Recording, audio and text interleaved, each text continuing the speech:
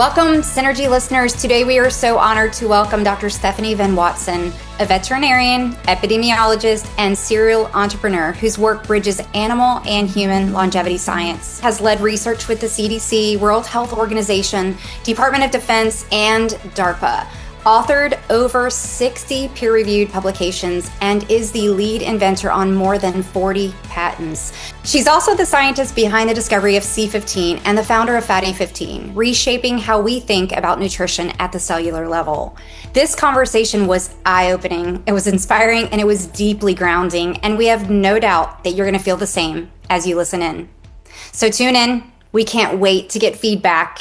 And at the end, there'll be a special surprise. Kelly, Lori, wonderful to be here. We're excited that you took time out of your schedule for us and for our listeners. So thank you. Thank you for your work. And I can't wait for you to begin to share that. So listen, your background is so incredible. So let's start there. What is your story? Give us a little context behind this discussion today. Sure. Unexpected discovery, right? Unexpected to be here if I went back 10 years ago. So I am a veterinary epidemiologist. I was working for a World Health Organization, CDC, helping to set up disease surveillance systems all over the world. And then about 24, just to date myself, right? 24 years ago, was recruited by the Navy to help to come in and help continually improve the health and welfare of the Navy's dolphins. And, which is funny because I don't know how to swim. I'm terrified of water.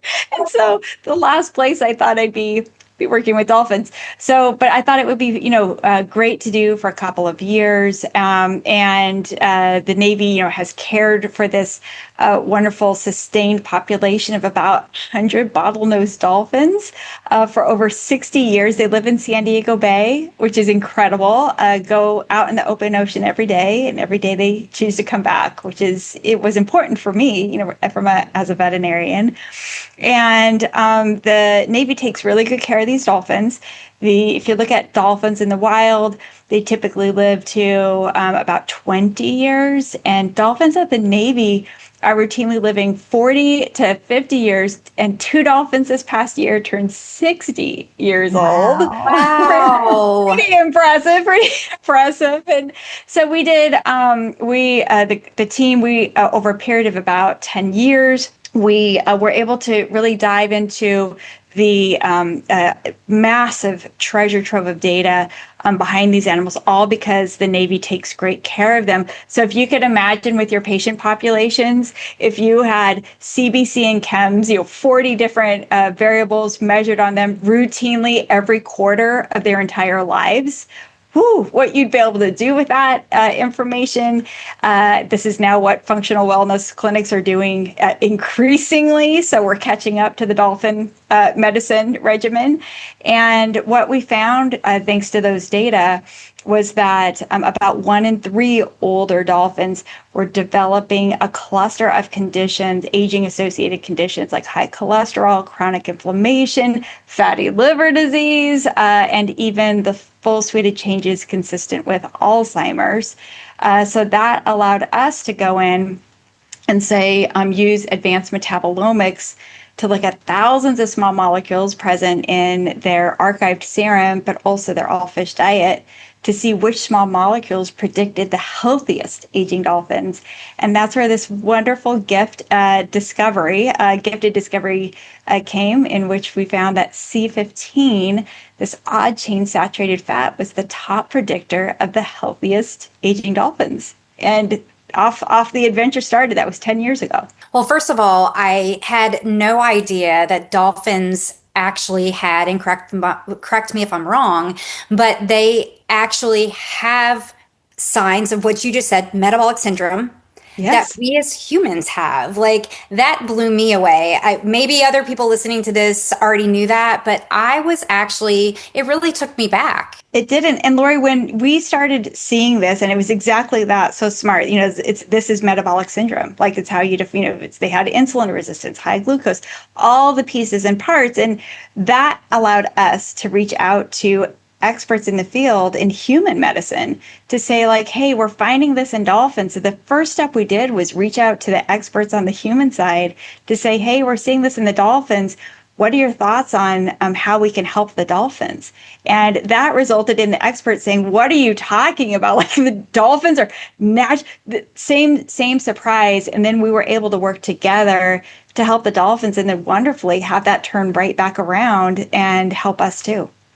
Incredible. Just incredible. So from you discovering this, and it was probably a conglomerate of data that was placed together, like what happened from there? Because it's a very unique situation.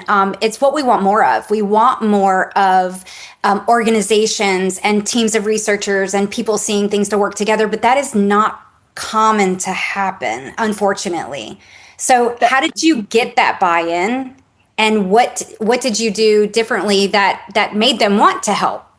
It's a great question.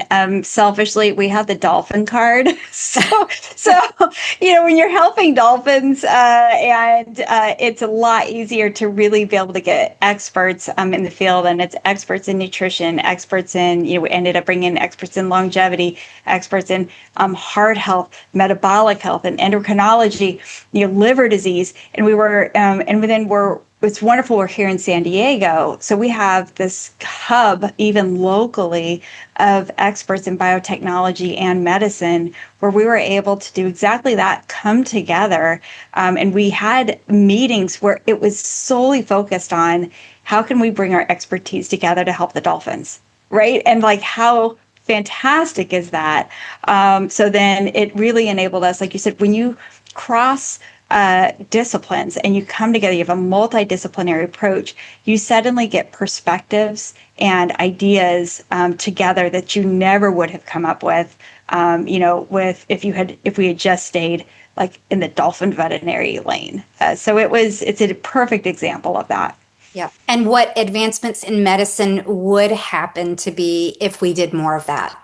That is right. I just want to reiterate that because unfortunately, due to, I'm sure, a multitude of different reasons that we could probably spend a whole podcast talking about, that doesn't happen. But this did, and it clearly shows how much benefit there was from those putting pride down, whatever it was, right? Putting pride down, putting priority to this and coming together and being willing to share what they knew. So that's really cool. So what exactly is C15?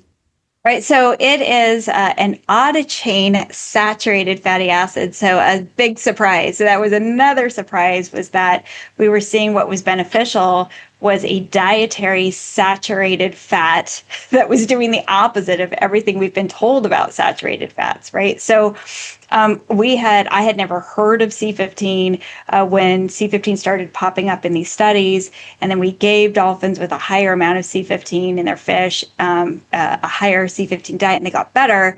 Then we leaned in and said, wait, what is this? What is this fatty acid? So it's an odd chain saturated fat. It has 16 carbons, 15 carbons, which is why it's called C15. It's an odd chain because it has an odd number of carbons. So we can get the geeky chemistry part out of the way. And it ends up that when we look at saturated fats, that even today, all dietary saturated fats are still being clumped into one singular category.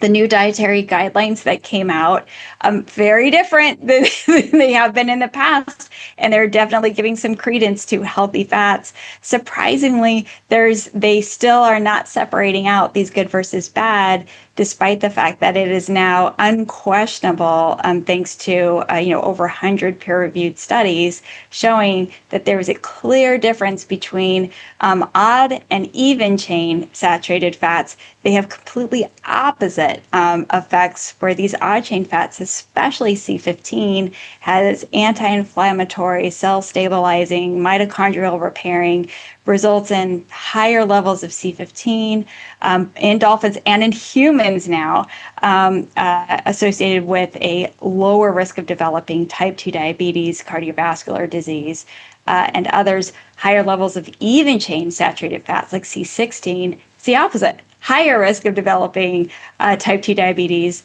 cardiovascular disease, impairs mitochondrial function, is pro-inflammatory. So it is shocking how nature can take one carbon and have completely different effects. But it's, thanks to science, that's allowing us to learn and adapt. Yeah. So how did we bridge the gap from dolphins, those joyous little creatures that everybody wants to help, over to humans, right? How did we start looking at the human effects of lack of C15 and how did that evolve? Right. So it ended up, it's a great question, Kelly. So it ended up, there was a parallel accidental experiment happening in both dolphins and humans at the same time. So the dolphins for a long time had been fed a fish called eulicon fish, and they were really heavy in fats. They had so much fat in them that you could dry a eulicon and put a wick in it, and it could be a candle. So they would call them candlefish.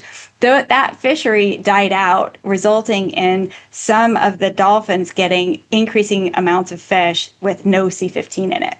So that's why over a decade, we started seeing this cluster's metabolic syndrome show up as some dolphins were getting less and less C15. The same experiment has played out in us, in which our primary source of C15 is dairy fat. And as we've taken whole dairy fat out of our diets, and then, starting with in adults and children, and then really moving to the pediatric, younger and younger space, especially in the 1990s, we've decreased our intake of C15. Our C15 levels have been declining. And so we're seeing that not just higher levels are associated with a lower risk. We're seeing now the question is, as we've been taking in less C15, have we increased the risk of type 2 diabetes, fatty liver disease, and heart disease, especially among younger and younger people? So we published last year detailed pathophysiology of a nutritional deficiency syndrome called cellular fragility syndrome. That was just, for better or worse, has been repeated and verified by a second team this last year. So it really seems like we may have induced a new deficiency syndrome through these changes in dairy fat. Okay, so Lori and I use InBody as a way of measuring body composition in our practices. And one of the measurements on there is a phase angle. Are you familiar with the phase angle? Okay. Yes, it's a great measurement. Curious to know how you guys measured cellular fragility, and what would be the symptoms someone would have? How would they show up on their lab testing and maybe their phase angle? Like, what would you see? So C15 does a lot of things. One of its core roles is as a stable anti-inflammatory fatty acid that has no double bonds in it. It is particularly resistant to attack by oxygen, so resistant to lipid peroxidation. This is important because C15 integrates into our cell membranes, right? And our cell membranes are made out of fatty acids. The fewer the double bonds in a fatty acid in the cell membrane, the stronger that cell membrane is resistant against lipid peroxidation. There's a theory called the cell membrane pacemaker theory of aging that was introduced by A.J. Holbert in 2005. And what he showed was that the more stable the fatty acids in the cell membrane, the lower the systemic lipid peroxidation, and the longer it dictated how long a species' lifespan was. Why a human lives longer than a mouse, right? So it's a true evolutionary enabler of longevity. So this all gets back to the phase angle, right? So if the stronger your cell membranes, then that helps feed into the measurements if you can use, because you have the fancy schmancy good stuff, right, with you for dolphins, because we couldn't quite give them that test. For the dolphins, one of the easiest cells to detect it in are red blood cells. So when red blood cells become fragile, and for the dolphins, it was, C15 levels, dietary levels were going down. They had less in their cell membranes. Those cell membranes became more fragile. And the ones we could most readily see were more fragile red blood cells. So what we saw as veterinarians on the blood panel was we saw a decreasing hemoglobin. We saw increasing red blood cell distribution width, so RDW. And so RDW ends up being a really important biomarker that has emerged throughout the literature. It's one of the strongest biomarkers of our biological aging rate. So it feeds into what's called the agic cell phenome. And so now we're understanding that of why that RDW is such an important measurement. It's a measurement of our cellular stability, not just of red blood cells, but it gets to be a little flag to let us know how the rest of our body is doing with how fragile or strong our cells are. So for our listeners, you're going to see that show up on your CBC, your complete blood count that your doctor or healthcare provider may do once a year when you go in for your annual visit. They're measuring that typically. So that's something that you can track and trend for yourself over time to see what way is that going, right? But often is one that is just glanced over, much like MCHC or MCV, like, oh, it's okay, right? It's okay. That's not a big deal. Is there a particular reference range and optimal range that you specifically speak to, like in some of your studies? It's okay. We're always looking at trends, Lori. So I actually can't give you. That's fair. Yeah, That's embarrassing. fair. I can't, but I can tell you though, as far as you will see that it will pop up as abnormal on so just using your typical ranges that you have in the test. So sometimes the first thing you're going to see, even before declining hemoglobin, is an increasing red blood cell distribution with RDW. For the people listening, it's a measurement of how variable the variability in the size of the red blood cells. So they should be stable. They should be a relatively stable size, therefore a low RDW. When our cells start getting fragile and falling apart, then we have to make new ones. So you ended up with a bunch of different sized red blood cells. It means that our cells are not stable. And that results in a higher RDW.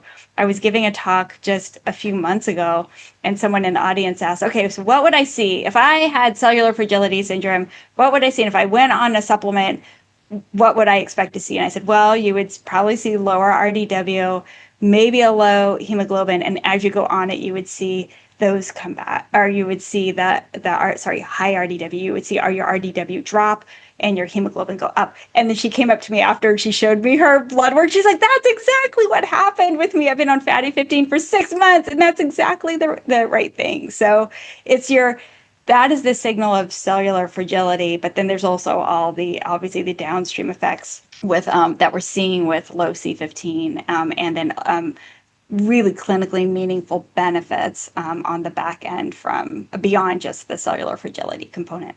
So I love that we can see that happen on just a CBC, right? It's not a fancy test. I know in years past, I was doing some red blood cell analysis, fatty acid analysis through Kennedy-Kruger, and C15 was actually on. I went back to see, well, was C15 on there then? And that was probably 4 or 5 years ago. It was one of the biomarkers that they reported out. And they still offer that test. It's a pretty fascinating test looking at that whole cell membrane. Whether you're looking at odd chain fatty acids or aberrant fatty acids, it was really cool to see that in our patients that are more complex, chronic inflammatory response patients who are really working to repair cell membranes. It was very valuable to have. And I noticed that Genova also has a test now that looks like just C15, right? Right. So that others offer the C15 test. Genova Diagnostics has it in their NutraVal panel, but not all of them. Quest doesn't have C15 yet, so you have to look. And I know we'll get them. But you have to look and make sure that C15 is included. It's really funny you mentioned Kennedy-Kruger. That's who we used for all of the dolphin studies. Okay. So we used them to measure the fatty acids because they were at the time, it was just luck that we ended up using them, because at the time, C15 was not included in a lot of fatty acid panels. And had we not used them, or a panel that included C15, this discovery would have never happened, right? So sometimes things just turn out, and you'll have to forgive my skepticism, but anytime I read the title, the longevity nutrient, right? We're sold so much that's going to fix one thing that's going to fix everything. I had to really start digging in and say, okay, is there any validity to this? Like, how can one thing be so powerful? And it goes back to that cell membrane. If we have an unhealthy cell membrane, we can't repair. We simply can't get the nutrients in and can't get the toxins out. And so it is pretty incredible what you guys have done in the way of the research and then bridging it to humans, right? And then having a product that can go to consumer. Thanks, Kelly. Yeah, it was really, we brought in, as we were going through this, as more and more discoveries were being made on C15. So yeah, now there's over 100 peer-reviewed papers, most of them not by us, right? We we're still doing the science, but certainly not all those papers. And there's an average of about one paper coming out on C15 per week over the last couple of years, including today. So as these studies started coming out, we brought in Dr. Nick Shork from he's head of the NIH's Longevity Consortium, and he's been in that role for over 20 years. And Nick was really compelled by the dolphin population because of the longitudinal data that we had on them. And he said, I bet you're going to be able to show in the dolphins what we've assumed in people, what we've never been able to show, which is that individuals within the same population age at different rates. And this sounds really simple, but our lives are so complicated. It's hard to say that, is it because we smoke or drink or eat too much of a bad thing or eat a lot of good things? So the dolphins were this very relatively homogeneous population, where then we were able to go use this, routine blood data for hundreds of dolphins and able to show that, dolphins had different dolphins age at different rates. These red blood cell indices were some of the key indicators. And so once that started happening, Kelly, then Nick really started leaning in and said, on C15, and now we know that C15 targets key longevity pathways. It activates AMPK and inhibits mTOR.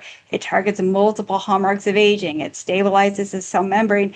And then we see the benefits of its role as a geroprotector, right? Which Nick got all excited. He's like, this is going to be a geroprotector. And I'm like, I appreciate your excitement.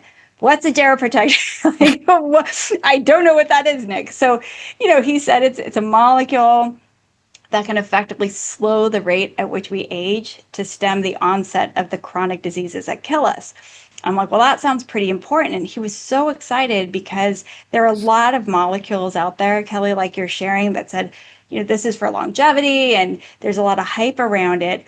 But he said, just because you tap into a mechanism does not make it a longevity molecule or a nutrient. He said it has to play out and be able to show benefits within certain, meet these criteria of a geroprotector.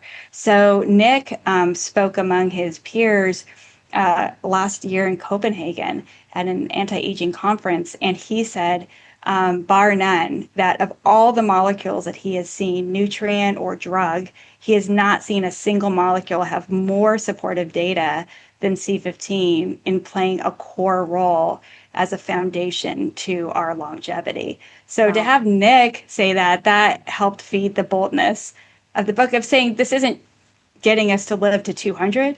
This is getting us to maximize our health span as long as possible so that as individuals, we can live as long as possible.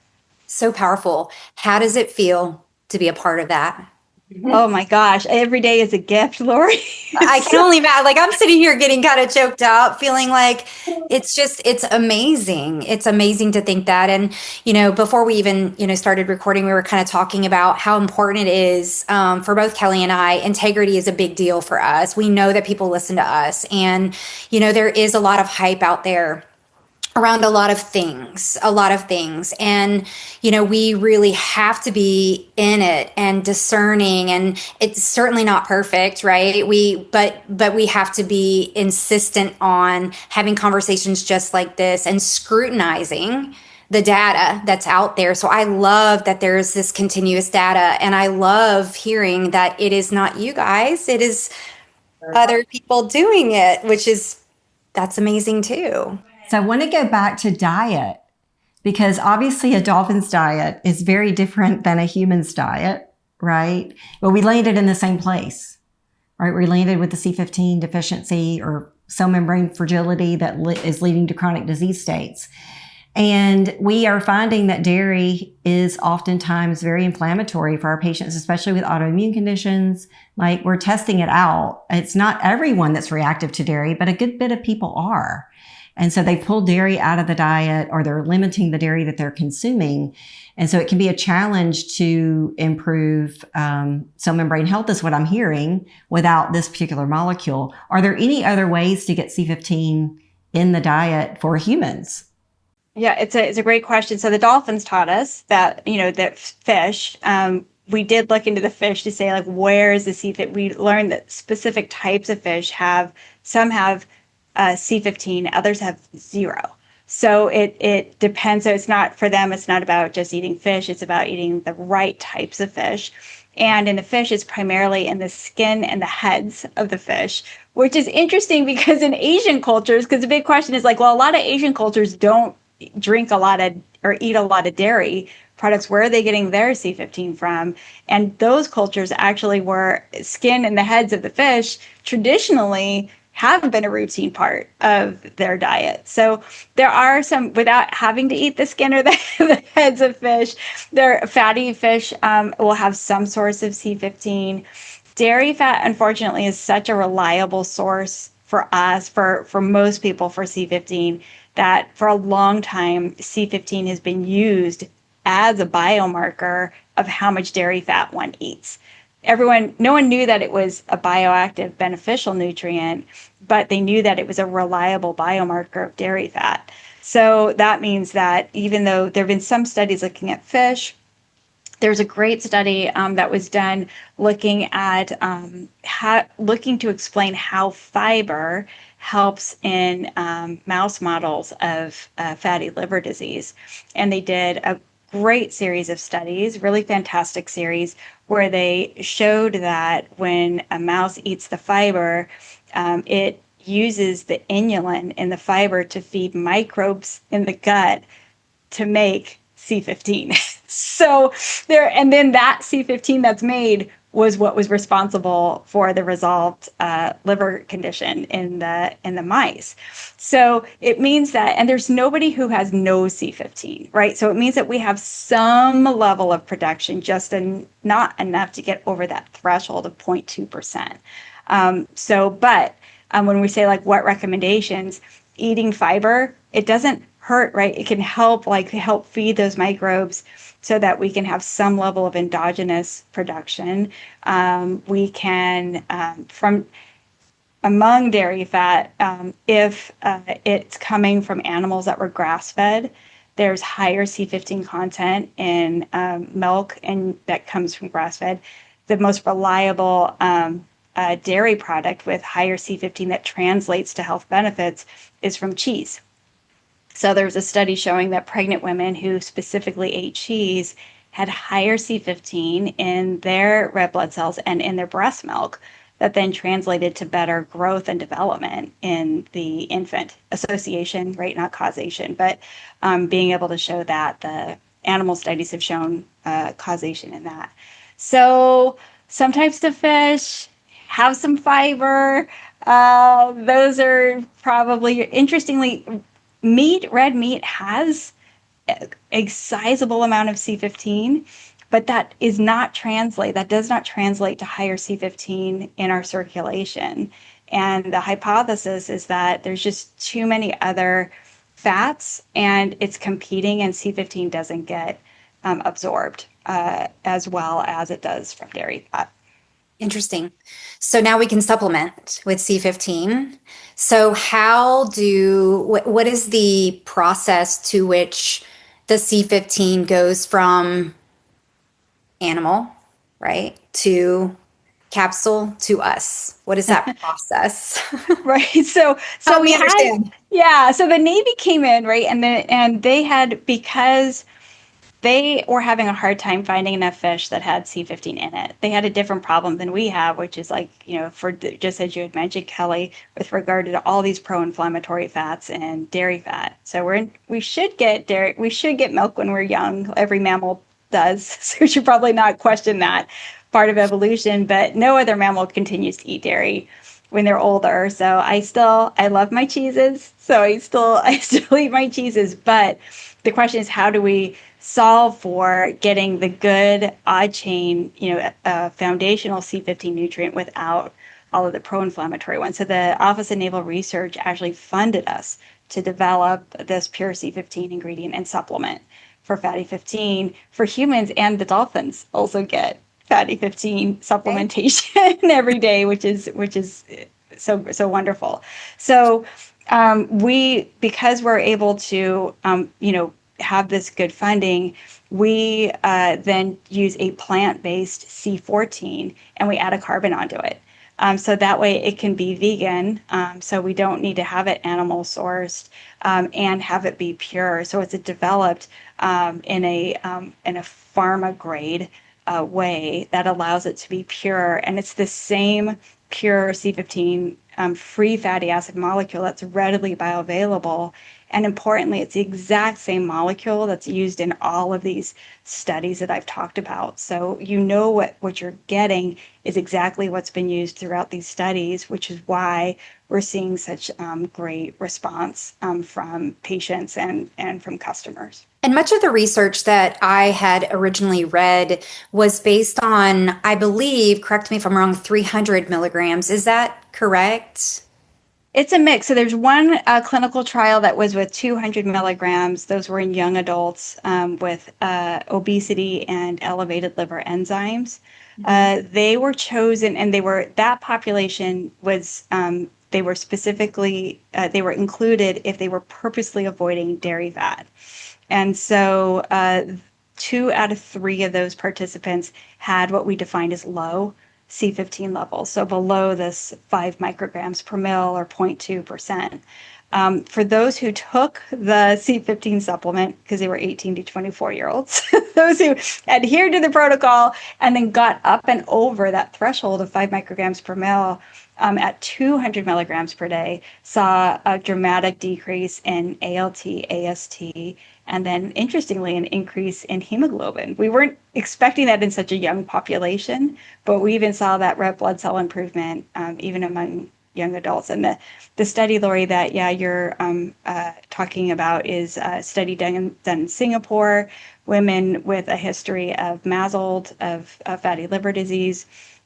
And they gave them 300 milligrams per day of C15, and they saw lower LDL cholesterol, increased growth of Bifidobacterium adolescens. That was above and beyond. It was a really interesting study, right? Because the groups were the first group, they gave a low calorie diet, hypocaloric diet. The second, they gave hypocaloric that was Mediterranean aligned, and the third was hypocaloric Mediterranean aligned plus C15 supplementation. We're like, well, is C15 actually going to do better than eating a lower, diet in Mediterranean? That's already 2 huge wins to help with fatty liver disease. And it did. It was able to even, get out across all of those wonderful benefits of the first 2 groups. So the recommended dosage for the adult population, we'll speak over the age of 18. And I love what you said about the young adults, getting them disciplined and regimented to take something every day. So kudos to you for that. But would be what? Like what would you recommend? What is the science shown for recommended dose for loading? Is a loading necessary? Because that's a question that I have too. And then what is the typical dose? And for how long? What's the duration? Right. So the great thing so I'll start with the straightforward answer, which is that we need between 100 to 300 milligrams of C15 per day, of added C15 per day. And that was whether we used to get it from whole fat milk, when we used to drink, 2 cups of whole fat milk in the 1950s, to today when, now we're getting it through other means and supplementation. The nice thing about being able to test your C15 levels is it can help guide what it is that you need. So your goals there, we kind of separate the goals of C15 supplementation into 2 categories. The first is let's not be deficient, right? So let's not have disease because we don't have enough C15 in our cells. So no nutritional deficiency. So to be able to get up and over that is depends upon, of course, where you start. So we've seen vegans have C15 levels of like 0.04, 0.06. So they are a long ways from that 0.2%. And so, Lori, like you're talking about getting a loading dose in those, maybe like a 300 milligram dose to get them up and front loaded. If they're your typical person that's sitting at 0.2%, that's the average person, is right on the edge of cellular fragility syndrome, reminding people that just because 0.2% is in the middle does not mean that that is healthy. As a population, the whole curve has shifted. So you need to get them away, kind of further off the curve, off the ledge. So 100 to 200 can help to not be deficient. Now, if you want to optimize, we can talk about like the Sardinian zone, right? So in the Sardinians have, in the high longevity zone, they have C15 levels that are 2 to 3 times higher than the average population. They're 0.4 to 0.6%. And so they do that because they've got tons of local sheep and goats. They feed on mountainous grass. That combination results.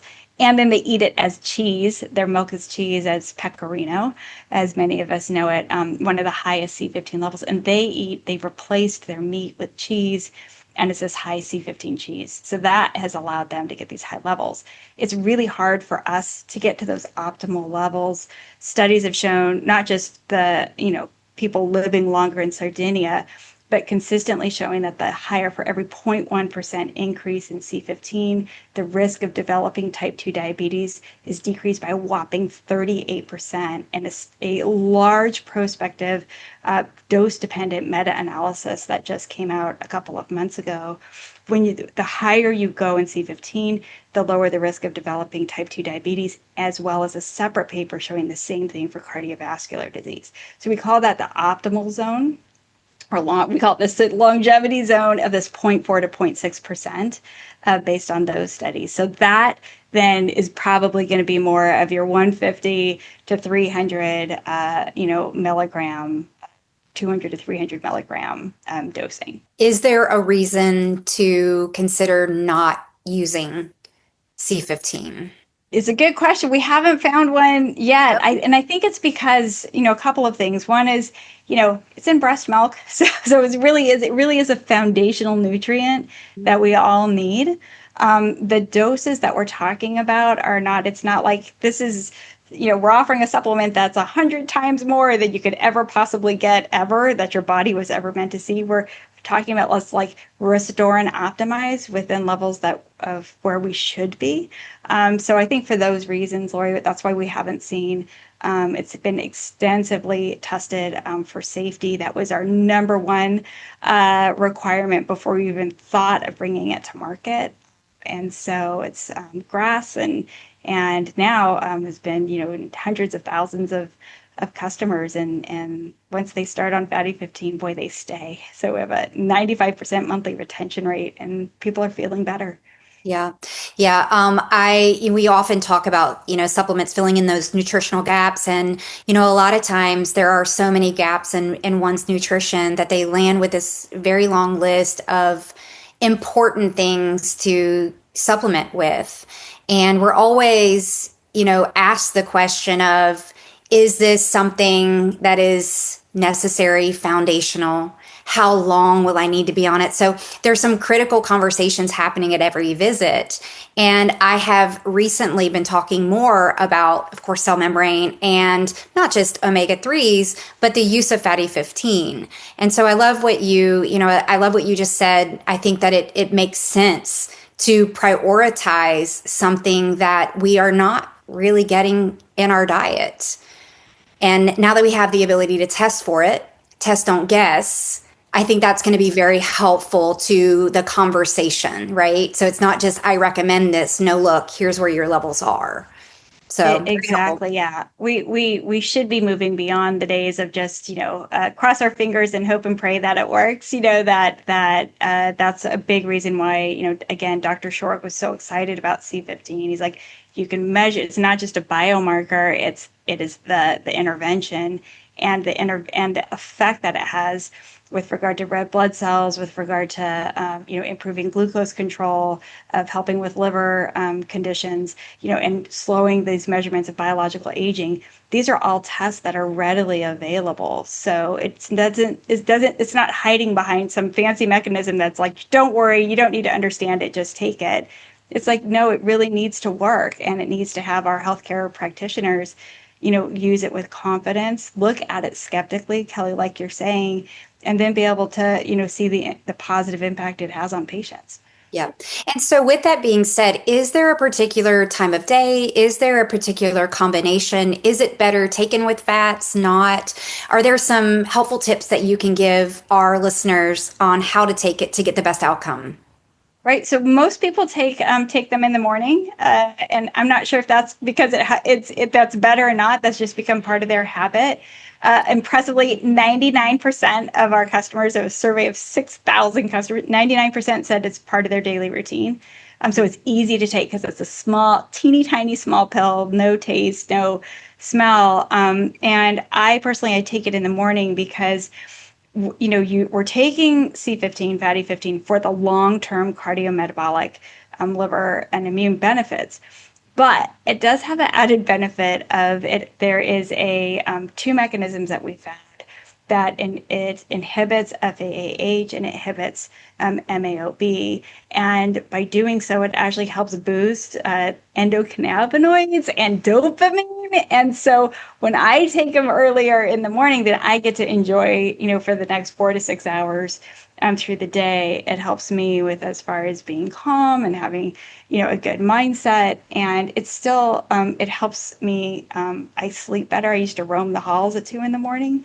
And so it's been helping me with sleep. That's one of the most common kind of a delight and surprise benefit. Even when I take it in the morning, it's still, I think it's just helping with the circadian rhythm and getting, homeostasis with regard to how our bodies are supposed to be working. So I want to go back to something you said earlier about the RDA for fatty 15 or C15. And it made me think about vitamin D. We had a standard for rickets, right? And I'm wondering if cellular fragility is going to be part of that same conversation. You need this much to prevent rickets, but you need this much for health optimization. So how far away do you think we are from having conversations like that, and for it to be part of the conversation, like not a foreign conversation, to be talking about cellular health? Well, you just made it happen, Kelly. We just did. This is great. You're spot on. It's exactly that. So it's being able to introduce exactly what you just described, that we really are looking at a deficiency syndrome. We put the paper out there again, a second group reconfirmed that, that it's feeding into these fragile cells. We know that in 2012, Columbia University scientists discovered an entirely new way that our cells were dying. They called it ferroptosis. And the way they describe it is fragile fatty acids in the cell membrane lead to lipid peroxidation and to this entirely new form of cell death. So what we learned was that the dolphins actually taught us what was causing ferroptosis. Since that discovery of cell death, 20,000 papers have been written on ferroptosis since 2012. And everyone's like, well, we know it accelerates aging and accelerates the onset of type 2 diabetes and heart disease and cognitive decline, but nobody could explain where it came from. And so now we're understanding exactly, Kelly, that it's the studies increasingly supporting that C15 deficiencies are driving this new form of cell death, which then, we are confident will become part of the conversation of, wow, it was a C15 deficiency, just like vitamin D and rickets, vitamin D and scurvy will be, C15 and ferroptosis. So, we'll keep working with the scientific community. Wonderfully, they're also often running on their own, but it's for folks that are especially working with kids, and fatty liver disease and seeing hypertension and seeing aging-related diseases showing up in younger and younger people. They're also the ones on the forefront that are pushing this because they say, I'm seeing this be fixable, and we have to bring this to the forefront because we can't afford to wait, because this is a safe molecule. This is an easy thing that we can test, and we should be absolutely be paying more attention to it and, do what we've always done, which is follow the data. So I want to thank you for being here and thank you for your contribution to the world, really. I mean, this is a big deal. And I noticed that you're going to be speaking for A4M in April. That's right. And speaking on just the topic you were talking about, which I had not heard until I read it in your book. And so thank you for spreading the word to clinicians like us. Thank you for being here for our listeners today. Because this is such an important conversation. And, nutrition is so foundational, but if we can't get the nutrients that we're eating into the cell and have them do their job, then we're not making a lot of progress. We may be keeping them at a certain level and keeping certain things at bay, but we can't really see that health optimization that you've been talking about. So thank you. Oh, well, thank you both for this opportunity. And you've just joined the movement, so welcome aboard. Awesome. And we're going to have some links in our show notes for a code for Fatty 15 for our listeners. So that'll be in the show notes. Is there anything else you want to share that you guys are putting out there or anything else for our listeners? I would say all of the peer-reviewed science that's coming out on C15 is available at discoverc15.com. So we can make sure that you can put that in your show notes. And that very soon we will be coming out with Fatty 15 gummies for adults and kids. So stay tuned for those who are gummy folks. I'm just mixing them up throughout the day. But we're excited to be able to get, it's really based upon demand from parents that saying, I really want my children to be able to get their C15. So we're excited to be able to. That is exciting. So I think some people have pill fatigue, and somehow when it's a food and they can take it as a gummy, it seems more like a food than taking a medicine or a supplement. So I think that'll be a big hit. And if we can be part of the movement to getting more labs testing for C15, reach out to us. I use a ton of Cleveland Heart Lab, Quest, and would love for it to be part of their panel. So if there's anything we can do to help with that, we would love to. Oh, Lori, I'm taking you up on that right now. So yeah, absolutely. I'll follow up. That's okay. Wonderful. That means a lot. That's great. Mm-hmm. We need it more available because we talk about the data. Data drives decisions. And we're already doing these wonderful studies on multiple biomarkers, but that one's not there yet. So next on the docket. All right. This is fantastic. Well, thank you so much. It was such a pleasure talking with both of you. The Synergy podcast is for general informational purposes only and does not constitute the practice of medicine, nursing, or other professional healthcare services, including the giving of medical advice, and no doctor-patient relationship is formed. The content of this podcast is not intended to be a substitute for professional medical advice, diagnosis, or treatment. Users should not disregard or delay in obtaining medical advice for any medical condition they may have and should seek the assistance of their healthcare professionals for any such conditions.